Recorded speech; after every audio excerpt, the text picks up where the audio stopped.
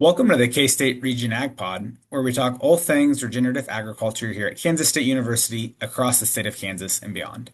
I'm Nick Detter, your host, and today I'm joined by Dr. Romulo Lollato, Professor of Agronomy and Extension Wheat and Forage Production Specialist for the K-State Department of Agronomy. We will discuss his research, his extension work, and why wheat is such an important crop to the state of Kansas. Romulo, thank you for joining me. Great to be here, Nick. Thanks for having me. Well, you're actually our first returning guest. So I'm very, very excited that we've gotten deep enough into the podcast where we're getting some of our people back on. For those that haven't listened before, Romulo came on and did an episode with Dr. John Kierkegaard from Australia where we talked about a sabbatical trip you took down there and some of the work you've done with him. But now we really wanted just to get an opportunity to hear about the work you've done here in Kansas and all the ways that you have influence on agriculture in the state of Kansas. So in case anyone in our audience hasn't listened before, if you wouldn't mind just kind of introducing yourself a little again, telling us a little bit about your background and the role you currently serve at K-State. Absolutely, I'll be happy to do that, Nick. And so a little bit about my background, right? I was actually born in Brazil and grew up helping out in our family farm, right? So we kind of had a small family farm in southern Brazil where we would grow primarily soybean and corn in the summer, but we would also grow spring wheat in the winter, and every now and then we'd also throw some pinto beans or dry beans in the mix as well. A very intensive production system out there. So think about, 75 or 80 inches of rainfall per year. And with that, our typical rotation consisted of 3-2-2, so three crops, two crops per year, right? So it was like a 7 crop in 3 year type of rotation. And so there was really not much downtime at the farm. And with that, I really kind of like that's where the passion that I have for agriculture in general kind of started, right? And so with that, I went to school for my bachelor's in agronomy back in my home university, back in Brazil as well. Uh, did that course over there. And at that point in time, I was actually doing an internship for about 3 years in edible bean breeding, right? In the breeding process of dry beans. And that was very interesting. That got me engaged into the research and kind of like showed me that I really wanted to probably do a master's and PhD and kind of follow in academia, right? So had an opportunity to go to Oklahoma in an exchange program. There was a reciprocal exchange between the university where I was at and Oklahoma State University. Went there for a semester, still as an undergrad, and at that point in time, I got the opportunity I got offered a scholarship to go back for a master's in wheat production. And since I had experience at that time with wheat, corn, soybeans, and dry beans primarily, I guess any of those crops would have been of interest to me in that point in time. So I went back to Oklahoma for my master's. This would have been in 2010. Um, did my master's again in management of acid soils for wheat production. Also did some studies related to drought assessment on summer crops. So how can we use long-term weather data for assessment of droughts? And as I was about a year into my master's, I kind of got an opportunity or offered a scholarship for a PhD at OSU as well. I did shop around a little bit and looked at other opportunities, but in the end, the offer that I got from OSU was kind of too good to pass on from the perspective that there was one project that I had to take care of, and that project was on soil pH and wheat production again. So I did have the background to take that on. But really, the other 4 or 5 chapters that I could develop were really open. It was a blank page where I could just like be creative and do whatever I kind of wanted there. And, that is very rare when you are a grad student. A lot of times you're very locked in the types of projects you need to do. So to me, that was really a very hot calling card for me to stick around in Oklahoma. So I was there for about 5 years working on their small grains extension program. And that's where I did my master's and PhD. And at that point in time, as I was wrapping things up, this position here came open, which is the extension wheat and forage specialist. So essentially, it was a position very similar to the one that my advisor at the time had. So to me, it felt like natural to just if I really wanted to stick in academia, it seemed like a really good place to to get going and to start a career. So I interviewed for this position, and back in August of 2015, I started here in Kansas as extension wheat and forage specialist, and I have been here ever since. And the program has a lot of the focus of the program has changed over the years, right? But still, the main goal that we have is how can we produce more wheat, being more profitable, and respective of our environment as well. I think kind of transitioning right into that, I mean, just people can hear in your background how much time you've really spent working with wheat and thinking about wheat. And I think it's, I just, to start us off, I just want you to talk a little bit about why wheat is such an important crop to the state of Kansas and Kansas cropping systems. We're literally known as the wheat state, you know, the breadbasket of the world. And so I think if you could just, what's some of that history? What's some of that role that wheat plays in Kansas agriculture? Yeah, so Kansas being there, the number one wheat producing state in the United States. Maybe not this year. We had such a tough season that probably North Dakota beats us this year. But yes, we are known as the wheat state, and there are probably multiple reasons for that, right? So one, wheat is a very tough crop, right? It can handle a lot of tough conditions out there in terms of drought, sometimes even in terms of heat stress and so on. And Kansas environments are fairly challenging, right? It can be fairly challenging. So overall, is a crop that fits quite well in the environment that we have. Now, it's not the highest yielding wheat environment out there, but it is an environment where wheat has really good performance, right? So that's why, year after year, we're probably averaging that 330, 340 million bushels of wheat produced out of the state every year. With a lot of variation around that because of area planted and also because of drought and other things, right? But again, wheat is just a crop winter wheat is just a crop that is very well adapted to the growing conditions that we have in Kansas. But it's also important for us to look back and see that the wheat has been losing area over the years, right? If we look back in the 1990s, we were probably 12 or 13 million acres planted at the state. And that compares to about 7 million acres today. So in a period of 30 years, we almost half the area of wheat in the state. So what's going on there is something that we need to ask ourselves as well, right? And essentially, in that process, wheat is kind of giving area to some other crops that may be more profitable, right? Like corn has expanded area quite a bit. Soybeans as well, right? And a lot of times these crops have gone and expanded area towards tougher environments that historically they haven't been grown as much. And so that's part of the reason too, like some of these summer crops are more profitable. So that begs the question, how far is it going to go? Right. And that's where I think your question here, Nick, is kind of brings a lot of good points for us to talk about. I have the feeling that we probably reached the bottom.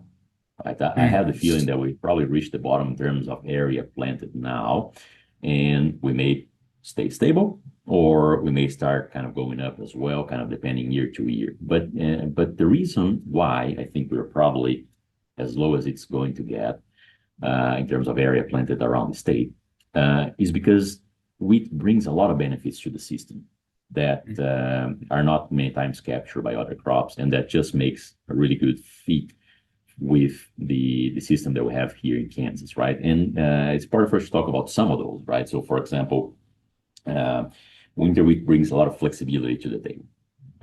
It's a crop that is out there 9 or 10 months out of the year in our growing conditions. And it does bring quite a bit of flexibility in terms of, okay, when am I going to put the nitrogen out there, right? Is it going to be primarily in the fall? Is it going to be primarily in the spring? Am I going to split out that nitrogen? I'm going to wait on bigger chances of rainfall before going out and spreading it out. So it's just a crop that, because it has such a long time between the time when it's planted in the fall until the time when it really starts to increase its nitrogen demand out there at the stem elongation, sometime in the spring, maybe 6 months after planting, right?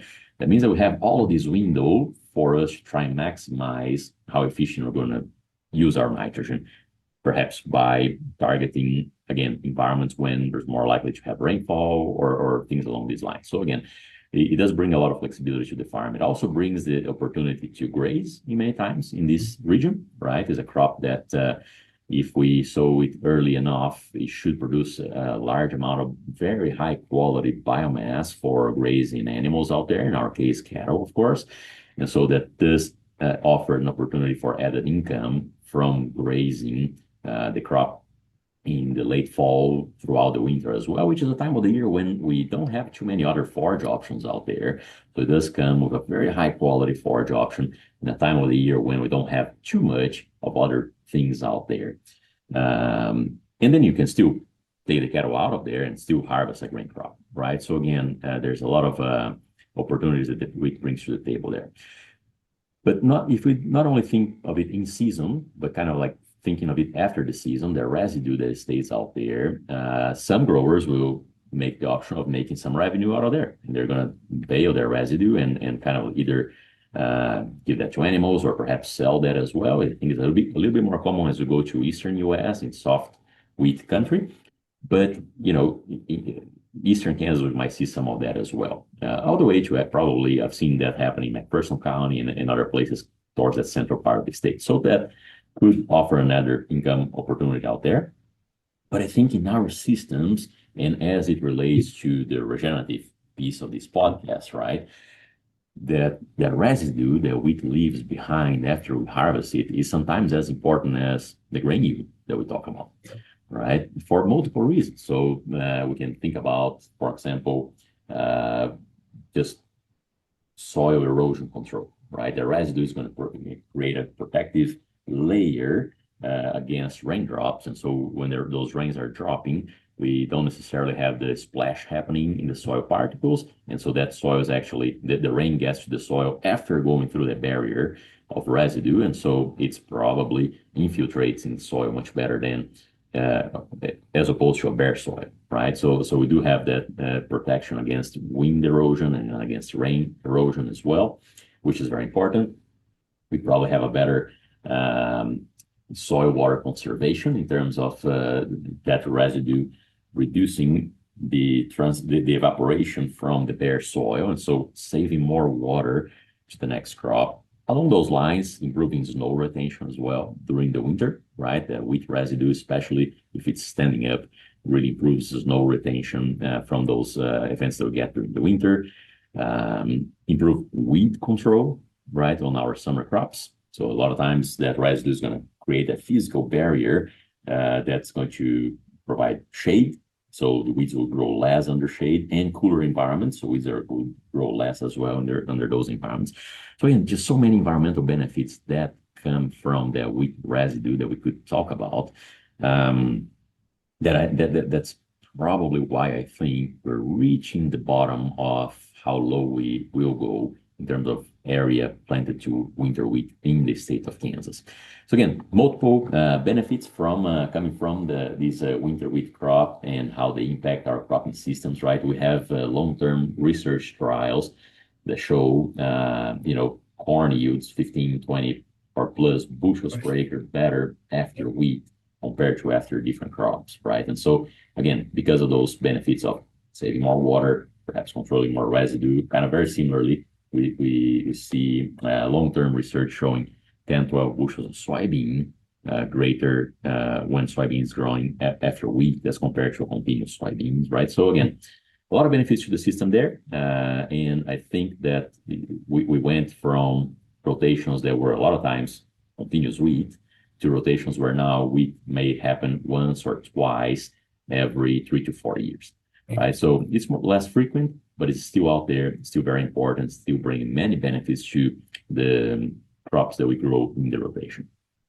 Yeah, I think I just completely agree with everything you said. There's so many times I've gone out and talked with farmers, and what they'll say is exactly what you just said, is I don't even necessarily grow the wheat just for the wheat anymore. I grow it for the corn crop or the soybean crop after it. And so I think your assessment is correct that even though we've seen this kind of decline in wheat acres over time, that it's going to continue to be a staple in Kansas cropping systems because of all the benefits, even beyond just the immediate financial benefit of the grain harvest. So I think with that in mind, like kind of acknowledging that, wheat is here to stay, even though it's maybe been on the decline. Like it's unquestionably going to continue to be a staple crop in Kansas cropping systems. We definitely want to maximize the productivity if we can. And so, could you just talk a little bit about some of your research findings about how to maximize and improve wheat productivity and even wheat profitability, and that you would want our listeners and Kansas farmers to hear? Yeah, so I'm a very big fan of whatever we're doing, letting growers guide where the program goes, right? And these links here with your question, Nick, because so just to give you some context, right? We can go out there as researchers and we can put as many plots and treatments as we think are important. And sitting from our office in Manhattan, what sounds important might be very different from growers sitting in their tractor sowing a wheat field, right? And so that's why I'm a big fan of letting growers help dictate what we are actually testing in our research trials. And the way I've done these over the years here with the specific context of wheat production is we went out in that 2016 to 2018 timeframe and we did a survey with wheat growers, right? We sat down with them and we were asking them to give us field specific data. So, choose two or three fields where you grow wheat in the last couple of years and just tell us everything you've done in that field, right? What was your sowing date? What was your variety selection? What was your seeding rate and nitrogen rate? How many times you split the nitrogen on? Did you manage your fungicide? Did you have seed treatments? We try to capture every single management decision that was done to that particular commercial field of wheat. Right, so that's a survey that we done a few years back, and we got data from about 700 fields of wheat across the state of Kansas. And I really enjoy working with that type of data because, again, it's coming from farmers and it gives us two very clear things. One is a snapshot, clear picture of how is wheat managed today, right? And so we can ask that for, okay, how is wheat managed in Western Kansas?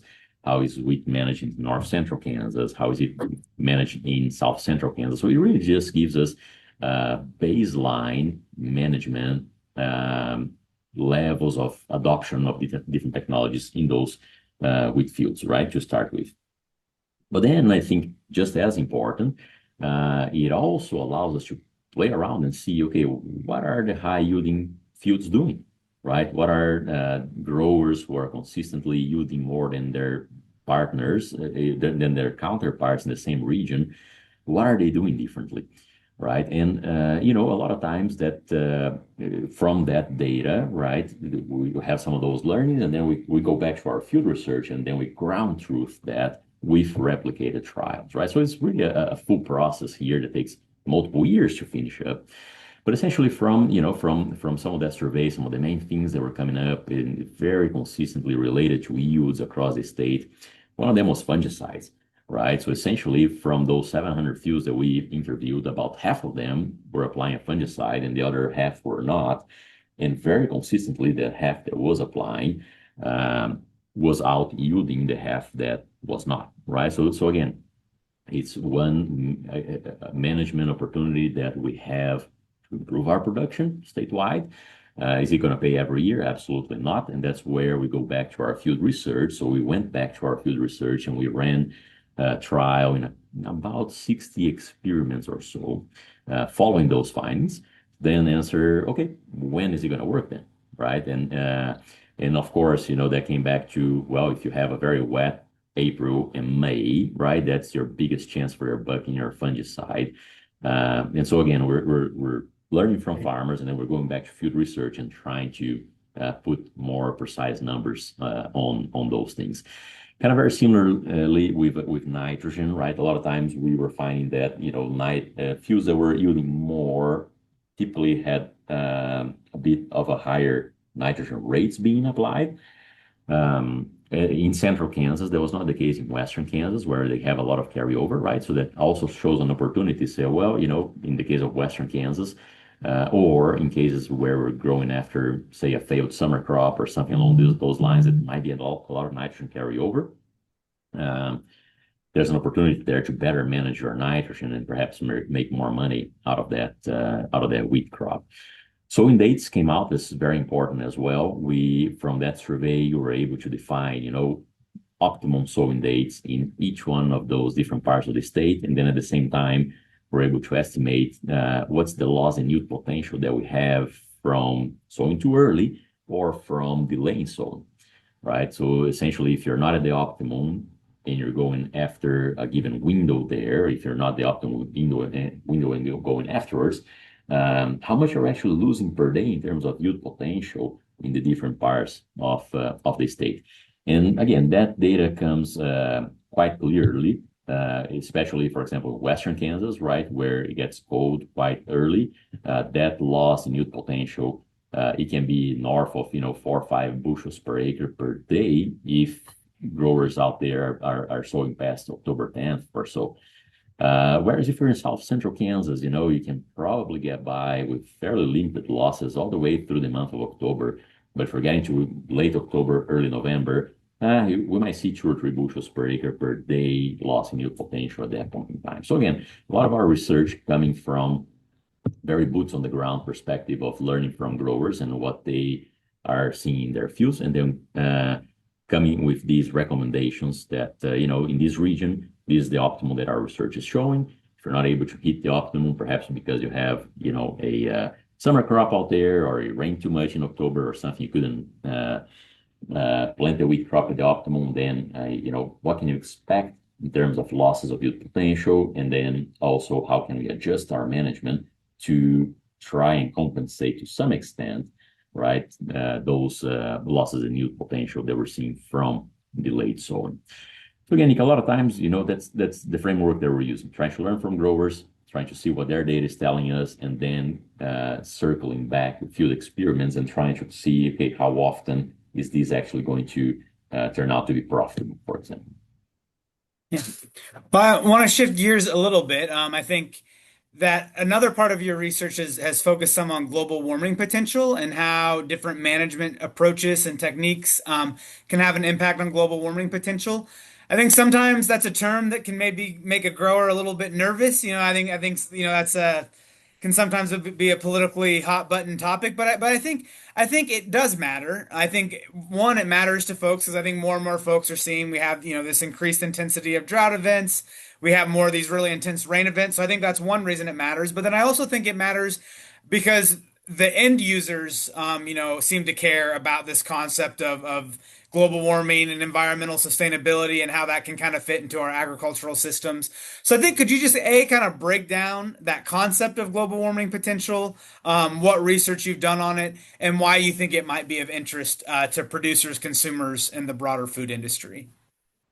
Yes, absolutely. So I think, from the perspective of the interest from the consumers, right? I think we have more and more like newer generations and consumers they are worried with their environment, and maybe they cannot do anything directly themselves, right? But they can go to a store and maybe pick a bread that says that it was grown sustainably, right? We see that in a lot of labels. You see, you get an olive oil, it's going to say there that it was grown sustainably, right? So that has been out there. Same thing with coffee and chocolate and all the cocoa and stuff. It has been out there for many years already in other industries, right? And to some extent, the wheat industry has been catching up to that more recently, and there are many programs out there that are, that's what they're trying to do. They're trying to source a wheat that has perhaps a lower global warming, or a more that was sustainably produced or was produced using regenerative ag practices, right? So we see more and more of that, and even Chuck Rice's program has a strong collaboration with King Arthur Flour, right, in helping them develop their regenerative ag program and whatnot. So these opportunities are out there. I mean, the consumer already wants that. So whether, in the end, whether we agree or not, or whether, it's out there, the demand is going to be out there. So the rationale that I am looking at these, and that I am many times talking to growers about these, is how can we then help educate these folks that wheat is naturally a crop that has much lower global warming potential than other crops out there, if we want to get into the weeds of crop comparison, which is not much of what I do. But a lot of what I do is, okay, we educate them on this sense, but at the same time, realize that a lot of times, if we're growing more wheat per acre or Mm. higher yields, or being efficient with our inputs, that crop is going to have a lower global warming potential, right? So Mm. essentially, we can meet both objectives here of producing more food and producing a food that is with a lower footprint, right? We Yeah. say global warming potential, but there is like probably 18 different things that we can calculate that are going to represent how wheat is behaving in that environment, right? Global warming potential is just one of them, and we have focused more on that. But really, there's a lot of other things like energy use and ecotoxicity and a lot of other things like that are used, to classify a product. But in the end, my message to the growers here is first, wheat is a crop that typically has, again, a lower global warming than other crops. So we are starting off in a good end on that sense. But second, we can meet both objectives. We can produce more wheat, make more money, and make sure that it's more sustainable if we do the right agronomy, right? If we do the right variety choice, if we make our management decisions in a way that are agronomically sound, right? And that's a lot of what we have focused on when it comes to this issue of the global warming potential, right? So essentially, what we showed, and we had three large projects going on for many years in this area. And to give an idea of what we've done is for you to have an idea of how to calculate that footprint of that product, right? Essentially, every single input that is used to produce that wheat needs to have a footprint on itself as well. So, okay, well, you use fertilizer. Okay, how much, for the production, for the manufacturing, for the packaging, and for the transportation of that fertilizer from the factory to the field. What's the footprint of that? From the seed as well, from the herbicides, fungicides, and so on. So every single product that is applied to that crop, you need to have an associated footprint with that.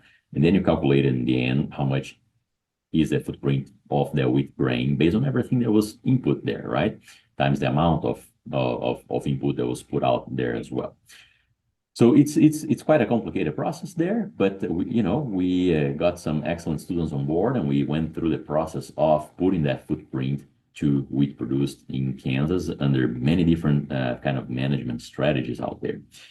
And as I was mentioning from my previous work, that there was a few, I wouldn't say low hanging, but there's a few things out there that in general the Kansas wheat crop could benefit from. One of them being the fungicide applications, other being, a better nitrogen management, right? So some of these things, they lead in our research, right? They lead to such a large yield gain in our Mm. wheat crop just from adjusting the agronomy, have such a large yield gain that our footprint is lower, right? Mm. Not our footprint on a per acre basis, but our footprint on a per bushel basis, which, if you ask me, that's kind of what matters in the end, because we have an objective of, grow more food for a growing population, right? You need to feed 9 billion people by 250 or 10 billion, depending who you ask, right? So we need to produce more food. That's clear. And then we have this other demand, which is, well, but we have to produce food with less environmental footprint. Okay, we can do that if we look at it on a per bushel basis, because some of these management practices that we were kind of changing in our experiments and then measuring the resulting yield, yeah, on a per acre basis, they might result in a larger footprint. So in a per acre, perhaps we're increasing 5 or 10% the footprint of the crop. But if you're increasing 20% or 25% your yield, right, on a per bushel basis, you're reducing that footprint. So that's where I focus a lot of the efforts whenever I talk to growers, because you're absolutely right, Nick. We talk about global warming. We lose the attention of many folks right away. But that's where I think the opportunity is. Not only educating population out there that wheat is a crop that fits really well on these agendas of regenerative ag or sustainability, simply because of all the characteristics that it has, but also that we can produce more wheat, which means more money for growers, right? Means more profit. We show that time and time again that profit is driven by yield and by a better usage or a more efficient usage of our inputs. And by being more efficient in using our inputs, we can yield more and also reduce the footprint of that crop on a per bushel basis. So again, I'm very excited with this type of research because it kind of shows that we can meet both objectives of producing more food and at the same time producing food that has a lower footprint to the environment. Well, Romulo, just something I've always really appreciated about you, and I think you can even hear this in your answers to your last couple of questions, is just how producer focused you've been in your research. And I think that also kind of carries into the extension component of your job and the ways that you go out and communicate with growers. So I think I would just like if you have, if you'd be willing to talk a little bit about your philosophy on extension and the role the department and the university should kind of play in this space and why extension is so important and kind of what you hope to see out of extension efforts going forward. Yes, absolutely. So it's that's a very interesting question. It comes more on the philosophy of things, right? But in the end, if we think of, I mean, back when extension was first established, right? The goal of extension is what? Is to educate our general population out there, right? That general population may be growers, they may be, somebody just who has some tomatoes in the backyard or whoever it is, right? I mean, is to educate the population that are not necessarily students in the university. And the way that I see that is in extension, every time that I go out and I do a grower meeting, whether it is a field day or whether it is a winter meeting or whatever it is, a lot of times growers will have many questions, and sometimes we know the answers to those, sometimes we don't. So when we don't, then we come back and we run an applied research program that then maybe after some time can go back and inform extension, right? So in the end, in extension, what we're trying to do is to inform growers, to help them make better decisions, to help them make, perhaps more profit and a better living of what they do today. And that is informed always by our applied research. When we look forward, I think that we are now in an era where we're going to be challenged, right? Because with the advent of, AI and a lot of other things out there, we need to make sure that we are well positioned in that sense, right? Because a lot of times, if you're playing with AI and whatnot, and I think it's a exceptional tool, but a lot of times it can give you some answers that are pretty questionable as well, right? It all depends on if that AI source is just looking for the answer wherever it wants, where it's pulling from. Also depends on how you're asking that question. So there's a lot of things there that are changing now, and that can change how we do extension, right? Because traditionally, again, it will be grower meetings, publications, videos, and more recently social media and things like this. And those are all still very valid ways that we are reaching out to growers. But with the change of generations, right? Some of the growers kind of retiring and their kids taking on. I think that we might see a change on how we put out our message as well, right? I'm not sure that the extension that worked 50 years ago is going to continue working 10 years down the road, right? And so that's definitely a challenge that we have, that is a constant challenge. But I think that today, with the advent of AI and everything, that's going to become even more challenging. What we are doing to try and address that is K-State, they had a call for grants, right, for seed money, which means, here's a little bit of a start money for you to start doing some work on these, and then you go after bigger funds, right, to continue that work. Where we have been working for the last 3 years or so with computer scientists here at K-State, with the idea of, can AI, can an well-informed AI kind of beat the agronomist, right? So pretty much that's kind of like one of the things that we are doing. We're trying to make an AI tool that uses knowledge that is extension, that uses knowledge that is proved knowledge, right? Not only that goes out and searches anywhere that it wants, but really that it replicates the brain of the agronomists that we have, and then makes decision based on that. And we are on the testing phase of many of those tools, but they do take some time to develop. But what we're hoping to do here is that eventually we will have tools there to help growers, confidently use AI, meaning, okay, well, K-State has an extension AI tool, so that I can trust what comes out of there, right? That's kind of we are in the initial steps of that type of work, and I'm very excited with that. I think that there's a lot of room for that to move forward if we do it well. But again, for us to do it well, it takes time, right? It takes time to develop that. It takes time to validate whatever he puts out as well. And just for some background, we're playing around a little bit with nitrogen management. It's the most complex thing the growers face, and it's their largest expense, right, in terms of variable costs. And so, can we input kind of the agronomist's brain behind an AI machine and a lot of data that we have collected over the years, and see how those nitrogen recommendations will turn out if we have all that knowledge on the back end. Same thing, for example, with fungicide management, right?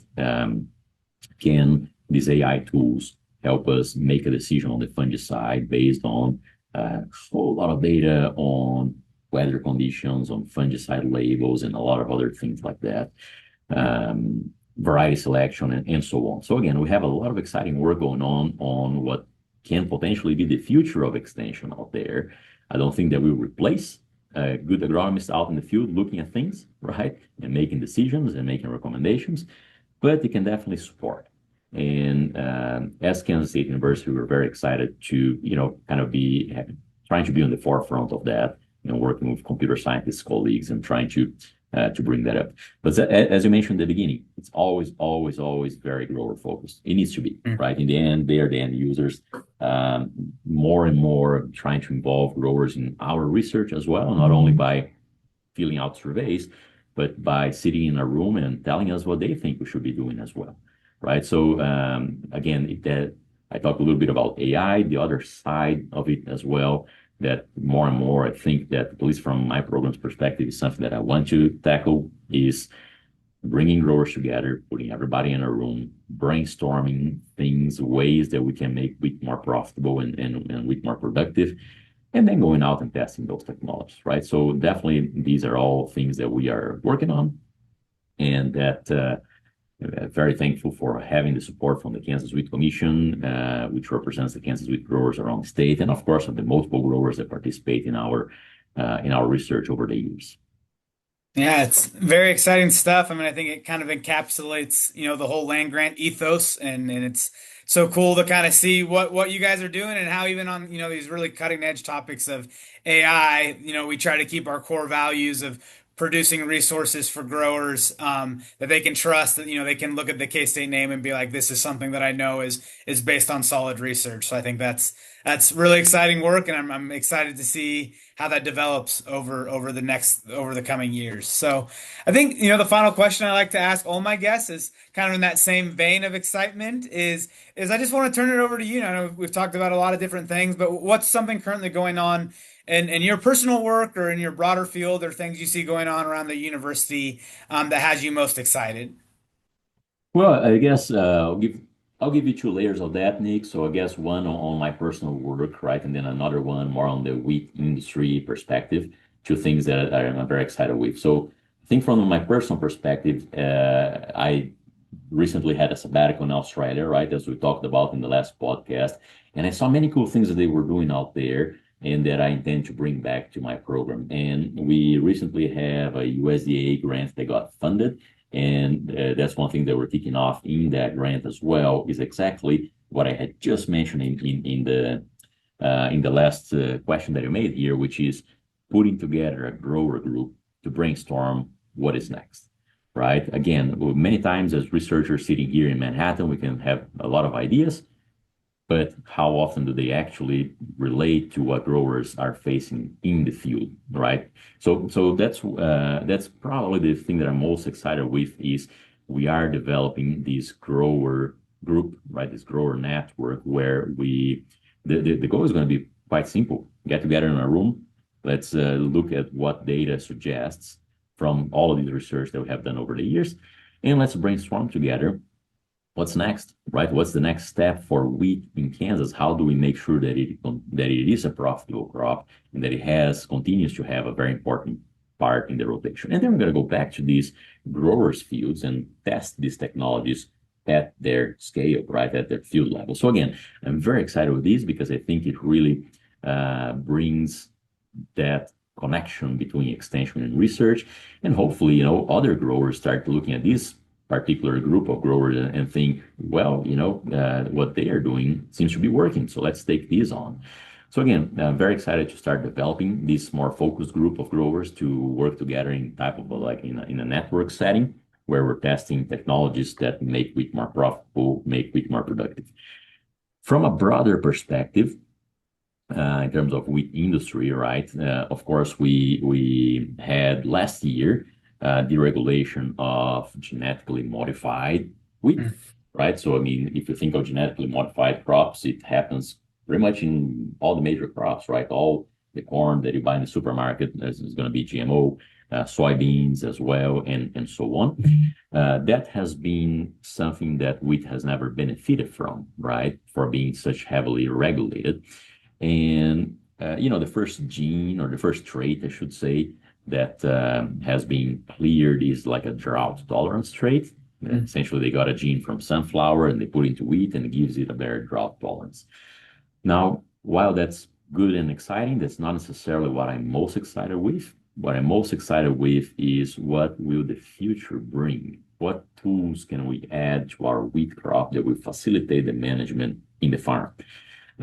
So, for example, in Kansas and the Great Plains region, we suffer year after year with viral diseases, right? Whether it is wheat streak mosaic virus complex, which is a terrible disease that can really decimate your wheat crop, or whether it is viral yellow dwarf or other viruses, right? And so, and there's nothing you can do. Just like it is, if you get infected by a virus, there's not really you can do, right? Other than, if you have a flu, just wait until it flush out, which is not the case for wheat here, right?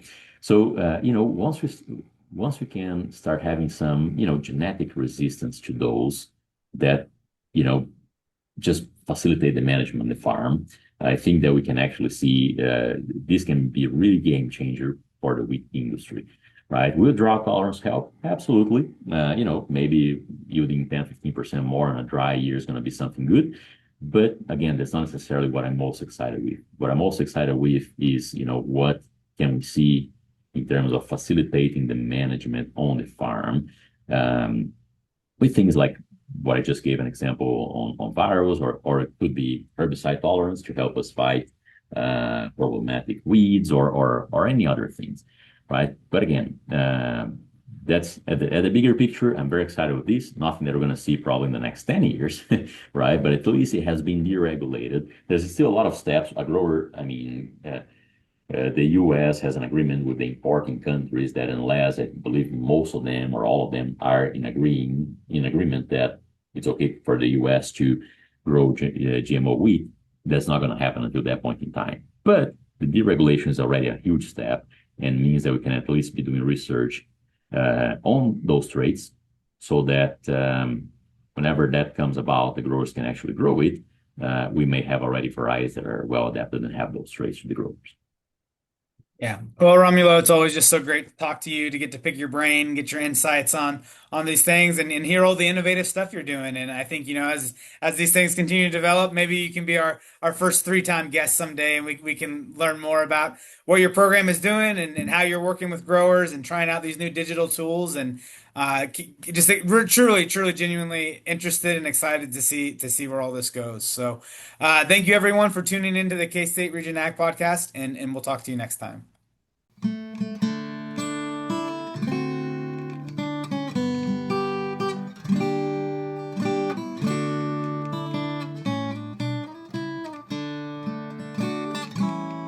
Oh, give me a home where the buffalo roam, where the deer and the antelope play,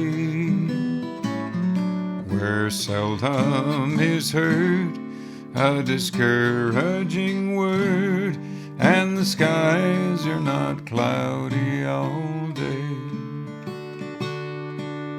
Home, home on the range, where the deer and the antelope play, where seldom is heard a discouraging word, and the skies are not cloudy all